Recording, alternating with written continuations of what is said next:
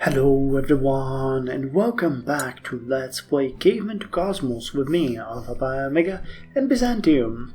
So the saga continues. We are at turn 4206, year 529 BC, and we are one turn away from ironworking. I'm actually gonna start doing something that I didn't do previously with starting with this episode and onward. I'm gonna start cutting out the wait time because it is getting longer and longer, and I noticed in the previous episode that there was nearly a minute worth of waiting, so I'll invest a bit more time into it and start cutting it out. It's gonna make the editing a bit more difficult, but what wouldn't I do for you guys? So that's announcement number one. Announcement number two is that I have made grand plans. If you check, we have 504 gold at this point, and we're, according to my analysis, running kind of low on things to build in many of the cities. So I think we'll soon be able to pull out a lot of wealth and research focuses, which should in turn give us quite a lot of extra income.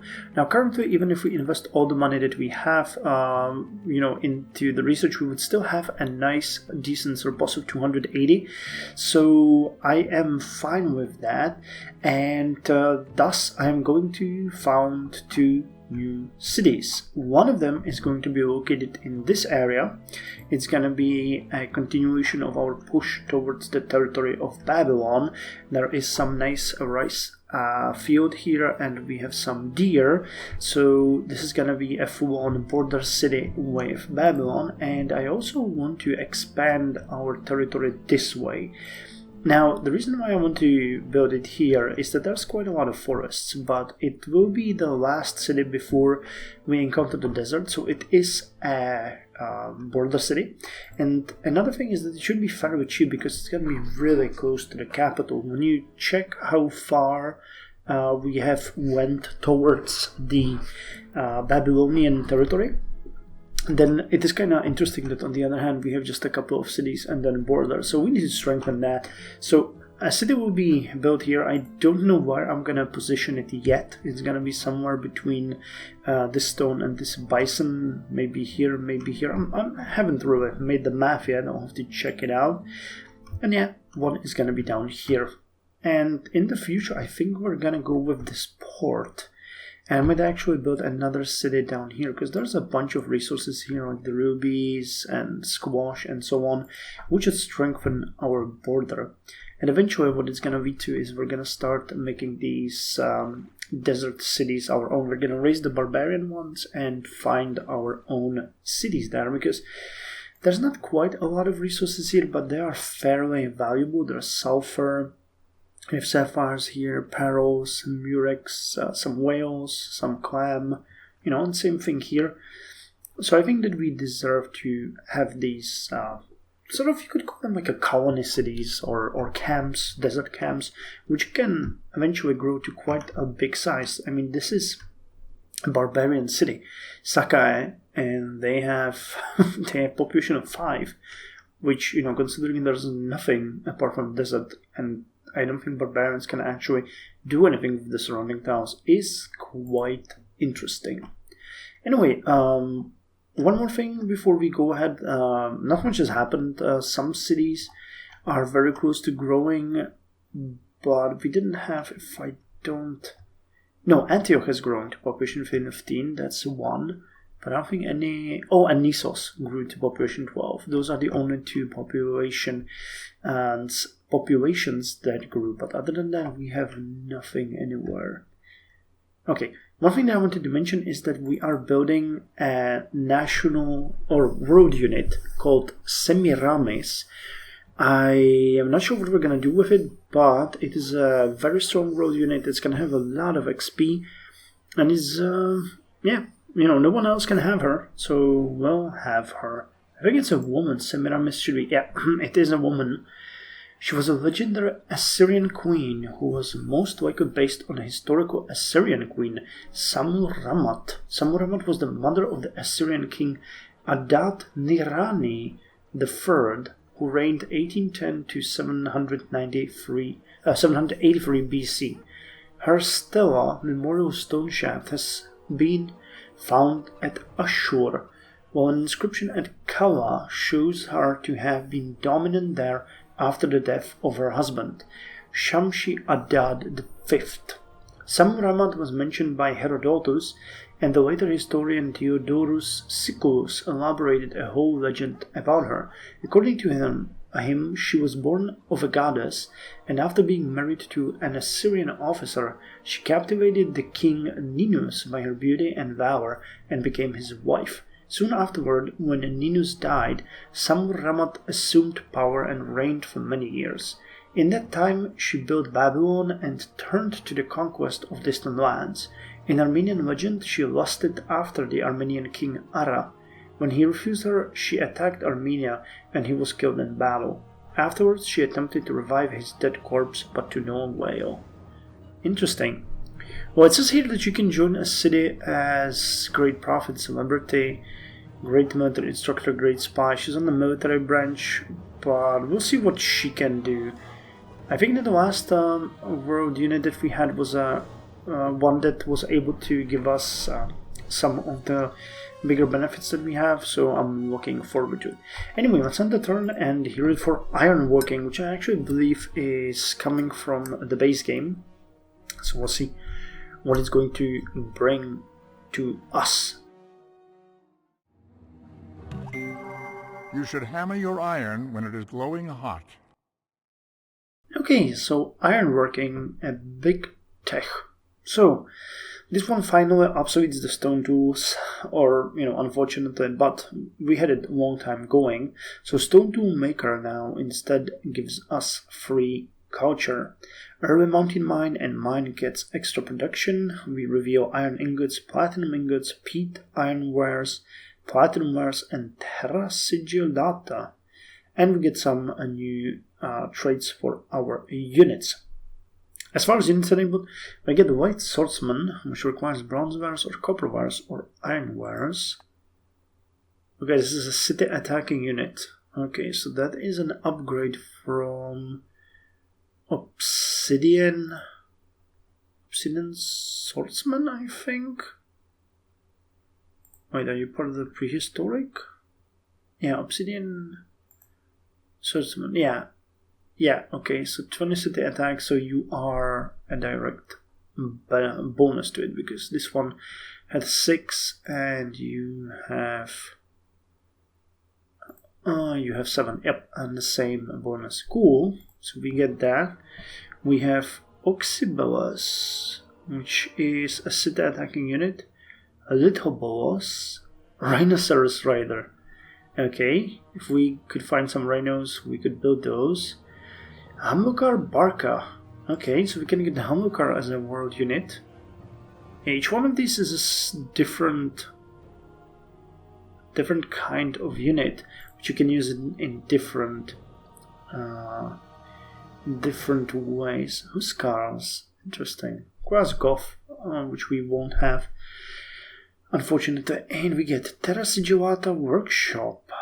That's a world wonder. Okay, that one gives free artist, free merchant, requires glaze maker in any city, find clay in a city vicinity, city size, potter's hut. Okay, we might look into that. And we got, we could build Praetorians, requires a Roman. Oh, these guys are an upgrade to the short swordsman, gotcha. Mine for iron, mine for magnetite, peat gathering, all of these are great for production. Platinum smith, a platinum mine, that one gives a decent amount of money. Iron smelter, platinum smelter, and some cultures. And here are some of the things that we can get. Caravan guard. Okay, so we have already gained access to iron, which is fine.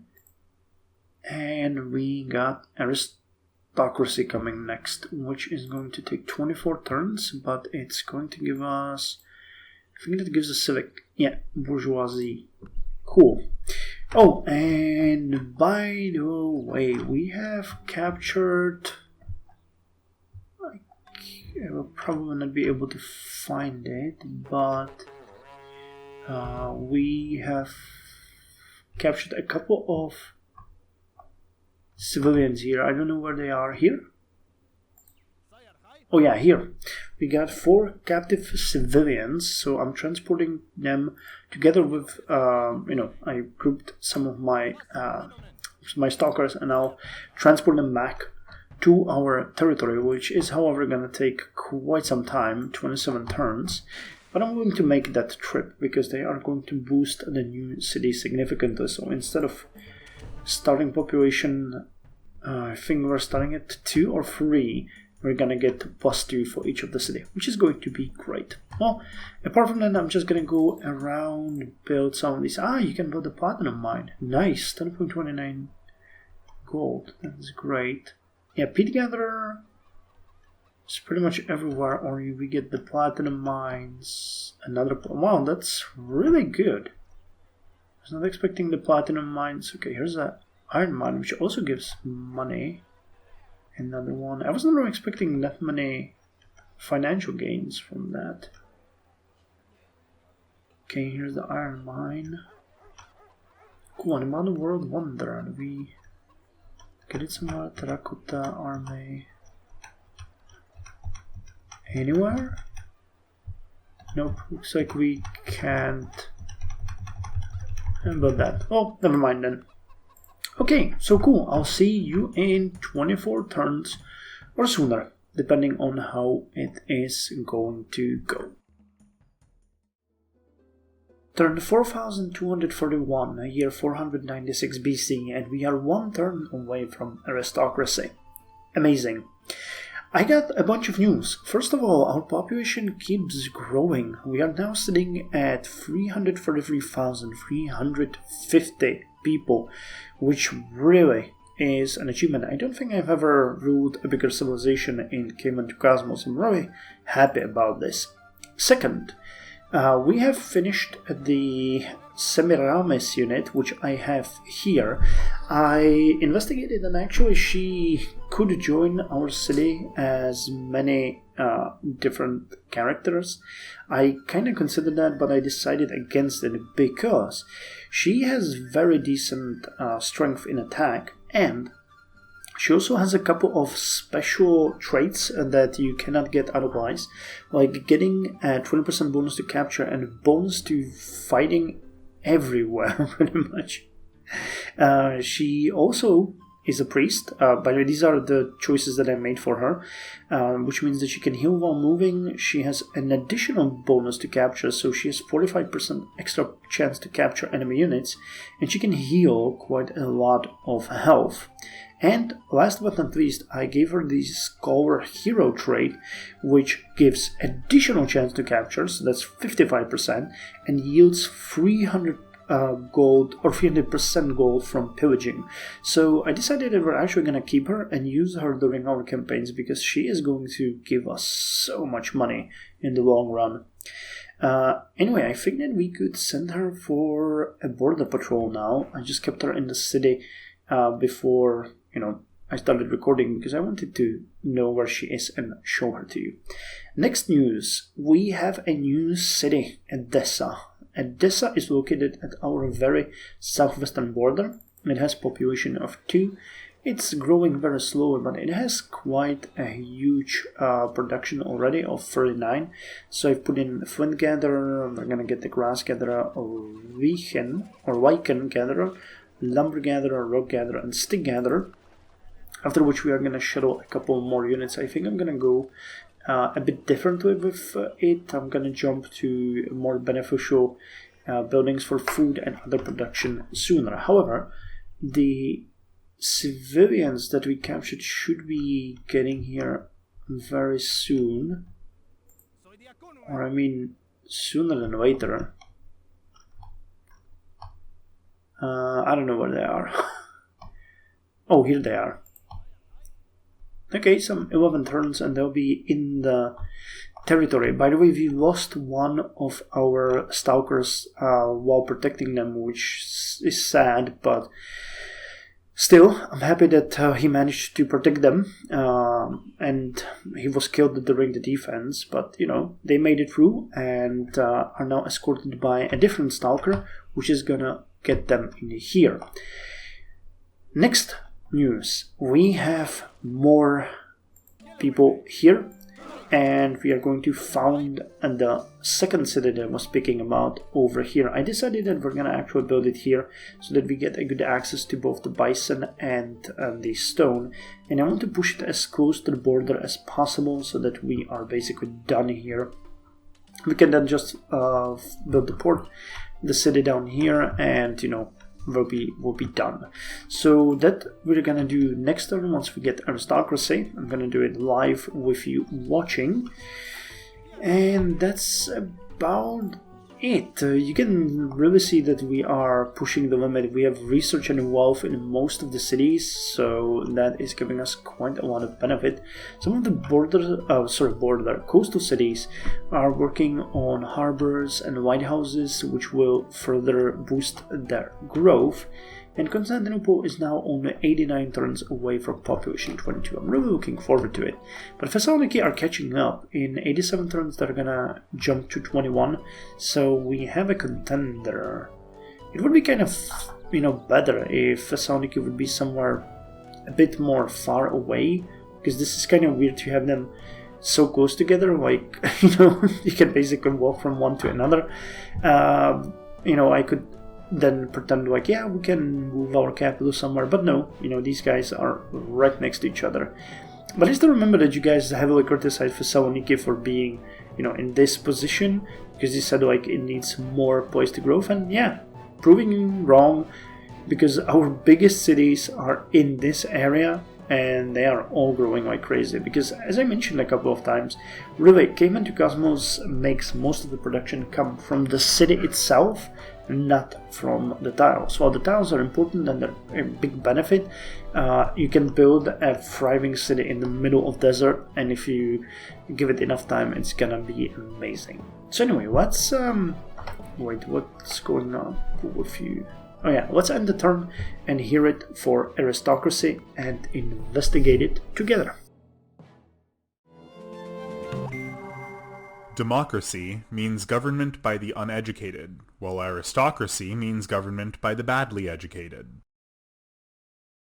Okay, so aristocracy.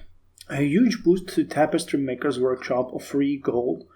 I think we have quite a lot of those, so that is, as I can see, already benefiting us. It enables bourgeoisie. I'm not sure what the correct pronunciation in English is. I heard both. And we get silver tongue free and, yeah, aristocracy. Cool. Oh, and a noble national unit. So what are you? Civilian branch. Can provide 6 experience to units in the same tile when attached. Gives withdrawal chance. Ah, okay, so you are like a leader. Cool. That's good. So let's see what we can do with our civics. So let's see the big picture. So we have monarchy, city-states, sovereignty, mercenaries, state church. Okay, so this is gonna remove the caste system and put us into the rich caste. So maintenance cost from distance to palace is the same.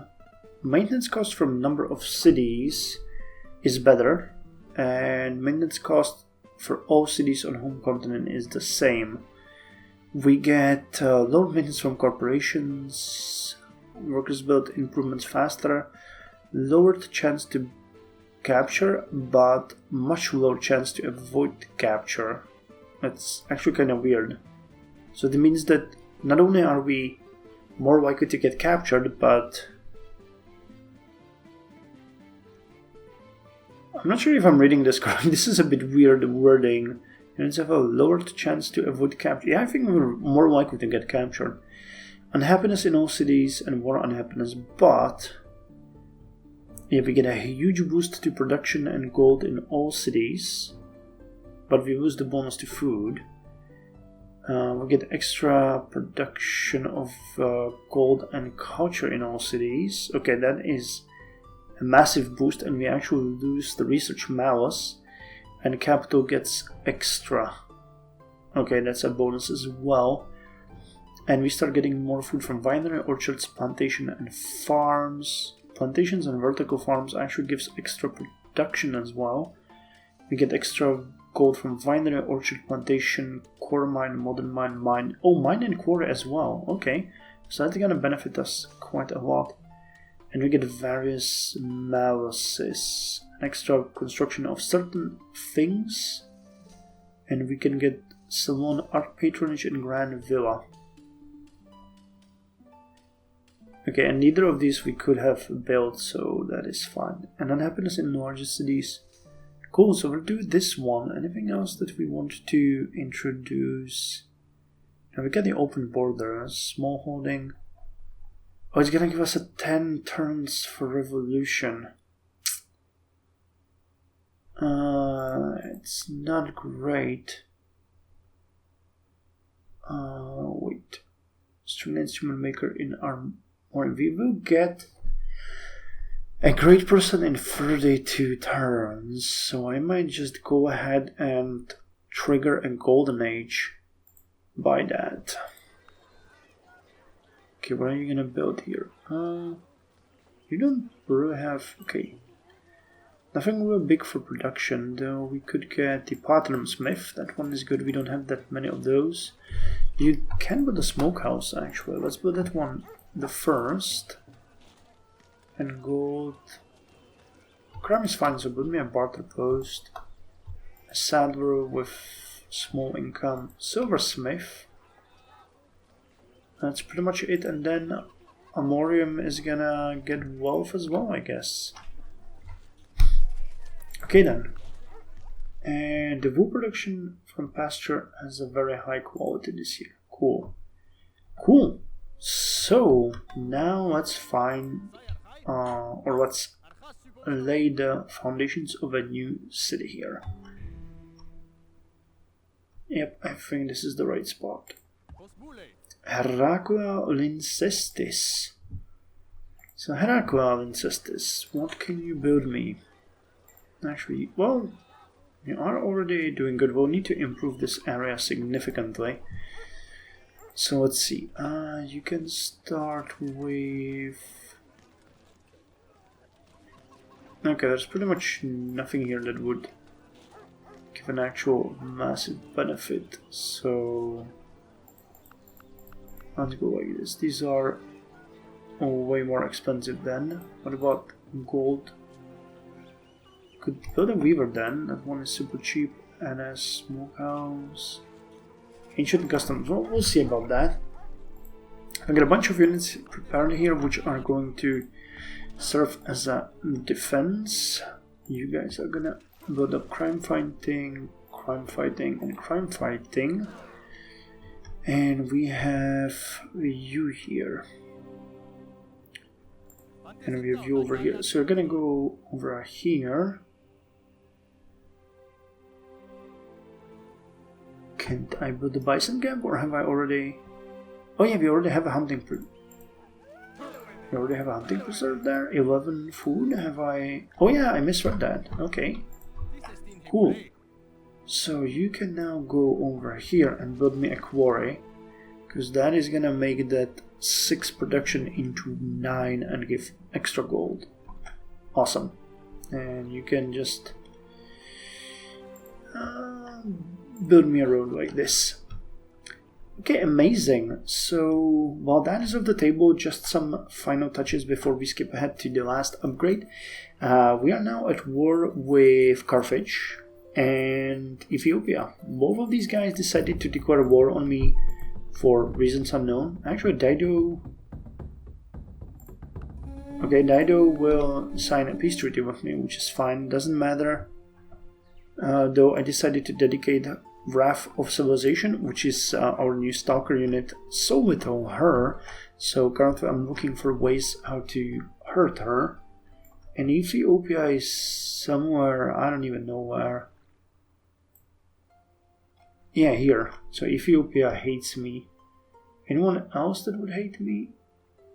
Foreign advisor. Oh, we're actually at war with a number of nations. Yeah, these guys are, they're really not someone we care about. Supilulima, Genghis Khan, and Sejong. So that's Ethiopia. That is... Oh yeah, Korea also declared war on us. Okay, so let's fix that. And who was that last one? I even forgot because they're all at the... Was it Greece? No. Korea we already made peace with. Not Aztec. Who's the last one? I forgot. Foreign advisor. Oh, Genghis Khan. So that's Mongols.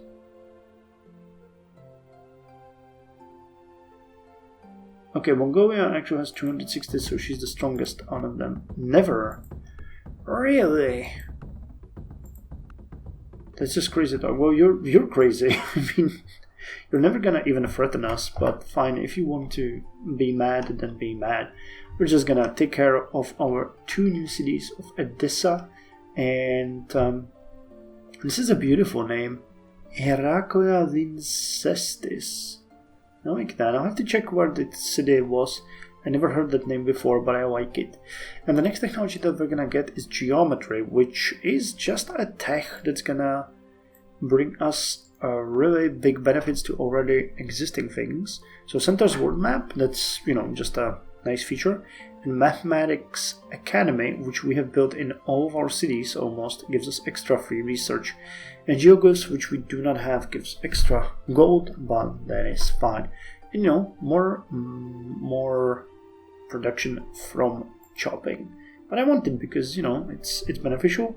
And then the Code of Laws is gonna enable us magistrates, which is really good. And anything else? Magistrates, conniving, some units. Oh, we're gonna get the assassins. And assassins then, courthouse, crucifixion crosses, that's upgrade to the stoning river authority. Yeah, I mean, geometry is gonna be just a technology that's gonna give us a boost, but it's fine because we don't have that many things to build right now. Actually, we don't have any. I could build the smith for platinum, but we're just gonna use the money that we have to upgrade the cities and take it on from there. So, see you in the last update. Okay, well actually no turns have passed since the last update and this one, because I noticed something and I'm gonna show it to you right now.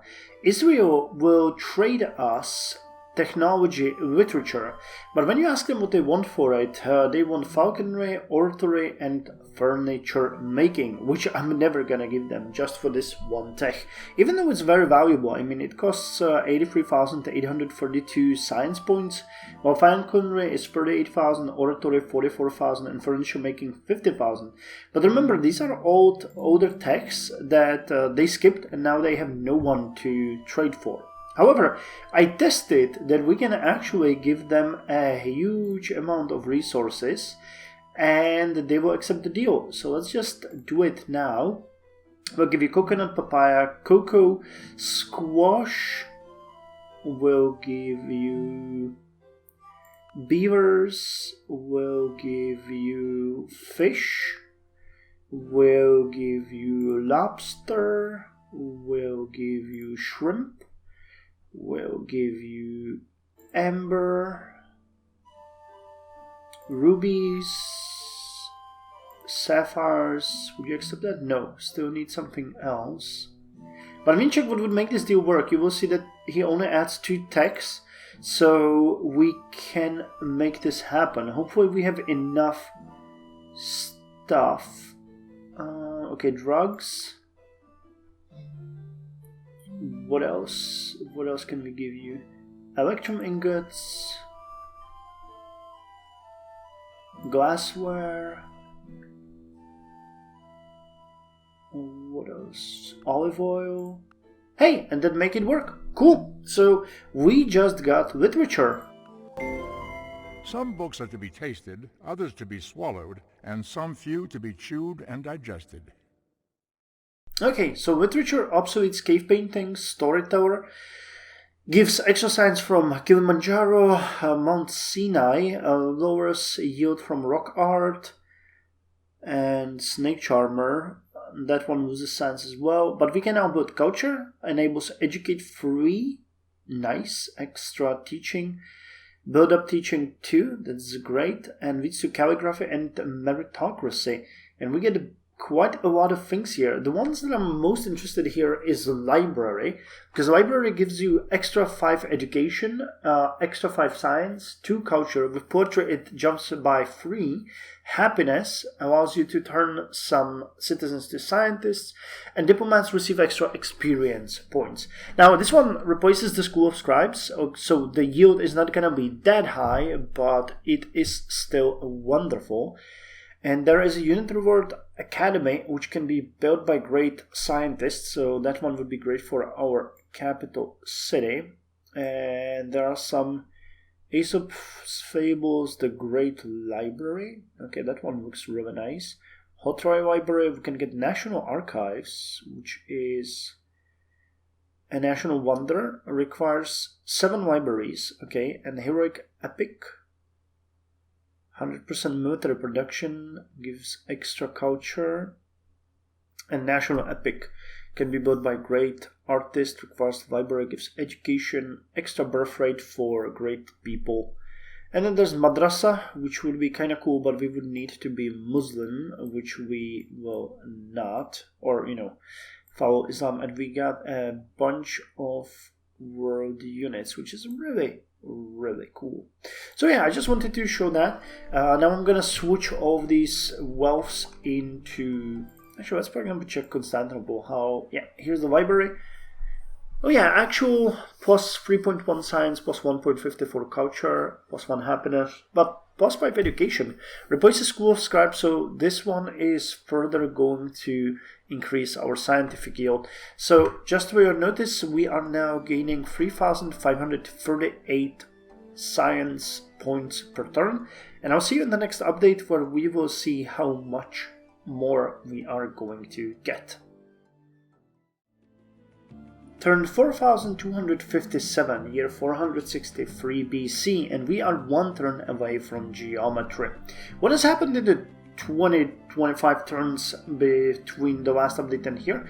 Well, we had a couple of things happen. First of all, the captive citizens made it through to our empire. So 2 of them joined Heraclea Lyncestis, and 2 of them joined Edessa, meaning those cities are now at population 4. It's not much, I mean it's just 500 people roughly, but they're getting from little villages to small towns, or for the time. Constantinople is still sitting though at 70,000 people. We are 64 turns away from the next growth, but I think that in the next episode we will see population 22 emerge. Speaking of population, Nicomedia, Iconium, and one more, not Edessa, and Atalaya has grown, meaning altogether now we have 338,750 people, give or take a couple hundred. Apart from that, the Jade has appeared here, I think. Yeah, near Atalaya. So that gave us the ability to build some Jade importers in Constantinople. And I completely forgot that literature gave us the Heroic Epic, National Epic, and now we can even get the National Archive. So I have set all of these for construction. Each one of them has, different bonuses. I've let the National Archive for latest, because we really don't need that much education. The science boost is good, but in the grand scheme of things, it's not going to be all that much. And other than that, this one gives you 100% military production, and the National Epic gives you an extra birth rate. In 7 turns, actually, we're going to get our next great person, which I'm looking forward to very much. The chances are evenly split between Great Engineer and Great Prophet, 48 and 37% respectively, and then we have 15% chance for Great Artist and 10% for Great Merchant. I'm hoping they can get us some interesting things. We'll see how it's gonna go. The Great Prophet, I still hope could give us the Resurrection belief, but, you know, we'll see. Great Engineer probably can build something in Constantinople. Artist, I'm not really sure. Merchant will probably just join the city. We'll see how it's gonna go. Well, apart from that, we have been working very heavily on improving the area around Heraclea. We have the quarry here, which is amazing. This tile is one of the biggest producers of production, or, you know, biggest production givers. That sounds weird both ways. Still, it gives 17 production, which is amazing. It's a stone quarry on a hill, so 17 is what it's giving us. We have the bison hunting preserve here with 11 food and 2 production, and we've built a couple of thatch cutters. They got quite improved from last time I've looked at them. Now they give 4 production, so they're, you know, not bad but not good either. Instead we're taking you know, we're using the tiles where we have the lumberjacks. I don't know why it's so hard to speak for me today. Anyway, that means that Heraclea has a decent production of 71, so they're moving through the stoneworkers. Then they're gonna build a couple of cheap growth buildings, because that's something which the city is really struggling with. And then I want to have them build a jeweler, because that's gonna give us 18.3 gold. And then we're gonna revisit the city. As far as Edessa goes, it is also in a really good position. Not that much production, only 55, but the growth is much higher. We get 22 food getting here every turn, and you can see that, you know, most of the production is coming from the 4 tiles which have specialized resources on them. We got a mine for tin ore here, 13 production, 5 gold. We got the rice field here, 15 food, 1 production, 1 gold. We got the deer hunting preserve here, 10 food, 2 production, and 1 gold. The last one was here? No, here. Oh, that's just a simple lumberjack. Okay, 4 food, 6 production, and 4 gold. Gotcha. We got a couple of good towns. We spread the farms. So there's a lot of things that this city can take benefit from. Unless we'll be really aggressive with culture, we won't be able to take advantage of the horses and beavers and wheat that's here. On the other hand, I think that if Edessa grows pretty quickly, we might just be able to make this culture war move forward, and we won't need that much, for example, for wheat, which would be beneficial for us. On the other hand, we have a bunch of farms here, so the city is never gonna go starving. Anything else that I would like to mention? Well, we've been improving our coast significantly, because the borders of our empire have grown. So, for example, Misitras now has a bunch of really nice tiles here for the future when it grows. Atalaya is also using quite a lot of its water tiles already. You can see that each of them give an insane amount of food and gold. We have really good buildings already. I'm kind of surprised. There's the lighthouse, which gives a huge boost to every... Where is it? Can I see it here? Yeah, it gives 1 extra food to all of the water plots. There's harbor, which gives... Where do I have you here? Which gives 1 food and 1 gold to each of the tropical coast plots and all the other plots. So, and I also think there's other ones, but these are the 2 I know from the top of my head. But this is the reason why port cities are so good, because, you know, they grow like crazy. And that is something that actually, you know, comes into conflict with what I said before, where I mentioned that most of the production comes from the city itself. Yeah, if you build a port city, it's gonna grow much faster than a land city, because especially if there are some specialized resources, because you get so much food from the seas that you can hardly imagine it. And that's, you know, very historical, to be quite honest, which is one of the reasons why I built these coastal cities here as well, so that we can take benefit from it. Just look at Thessaloniki. You know, they're taking massive advantage of the sea tiles. Okay, well, next thing, we are terrorizing Carthage, even though we are no longer at war with them. Korea decided to declare war on us yet again, so I said, whatever. Okay, now they would go with peace again. Though I don't know what's their problem, like, really. We don't have that big of a issue with them. And who was the last one? Mongolia, right? No, they don't want to talk to me. Okay, well, you can do whatever you want. We're also attacking Israel and Egypt up here, and a bit of trouble for Mali, but we were kind of unlucky and lost another stalker. So I've set Constantinople to build a replacement, so it's gonna be done soon. Though I think at that point, because once you finish the geometry, we're gonna go with Code of Laws, and Code of Laws will give us an assassin. Yeah, so we're gonna be able to build the first assassin soon. Okay, looking forward to that. So let's end the turn, and I'll see you with the technology, so that we can see what it gives us. Let none but geometers enter here. Okay, so as was said, geometry gives us 3 extra signs for each of the mathematic academy that we get. It gives extra gold for geoglyphs. It centers our world map, which it did. Okay, that's really good. And workers produce 50% extra production from chopping. So good. And we could build a gambling den. Forget it. Okay, so now we know our relative position on the map, which is kind of cool. I had no idea. Well, but we're on the... which would be like we're basically a northern civilization when I look at it. Interesting. Interesting. Anyway, as we're still getting quite a lot of gold, I think we might switch a couple more cities to... because 22 turns for Code of Laws.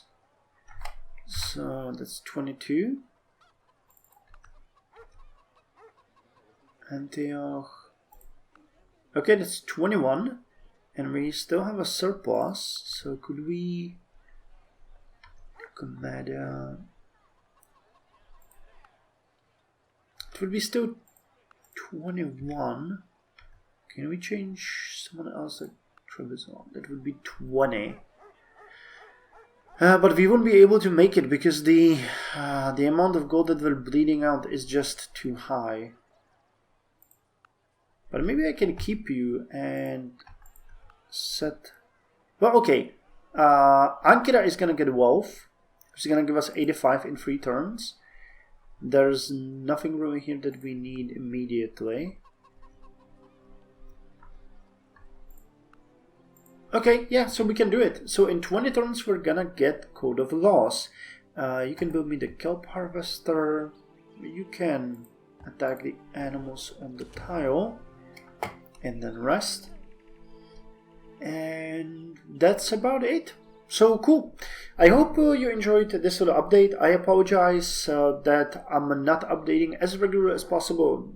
It has been really hard recently. We had a ton of work at work. Usually it's not that harsh. And with the baby and everything, it's kind of, you know, you have to choose your priorities.